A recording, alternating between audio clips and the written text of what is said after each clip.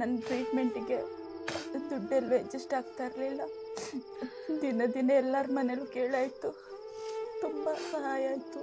ಆದರೆ ಮುಂದಕ್ಕೆ ಟ್ರೀಟ್ಮೆಂಟ್ ಆಗಲ್ಲ ಅನ್ನುವಾಗ ಮಕ್ಕಳಿಗೆ ಹೇಳಿದೆ ನಾನು, ಏನು ಮಾಡೋಕ್ಕಾಗಲ್ಲ ಮಕ್ಕಳು, ಯಾರಾದರೂ ನಿಮ್ಮನ್ನ ಸಾಕ್ತಾರೆ, ನೋಡ್ಕೋತಾರೆ, ನೀವು ಹೆದರಬೇಡಿ, ನಾನು ಹೋದರೆ ಧೈರ್ಯವಾಗಿರಿ ಅಂದರೆ, ಇಲ್ಲಮ್ಮ ನೀನು ಹೋದರೆ ನಾವಿರಲ್ಲ, ನಾವು ನಿಮ್ಮ ಜೊತೆನೇ ಬಂದ್ಬಿಡ್ತೀವಿ ಅಂತೇಳಿ ಸೂಸೈಡ್ ಮಾಡ್ಕೊಳ್ಳೋಕ್ಕೆ ಯೂಟ್ಯೂಬು ಗೂಗಲಲ್ಲೆಲ್ಲ ಸರ್ಚ್ ಮಾತ್ರೆಗಳು ಎಲ್ಲ ಪ್ಯಾಕ್ ಮಾಡಿ ಇಟ್ಕೊಂಡಿದ್ದಾರೆ.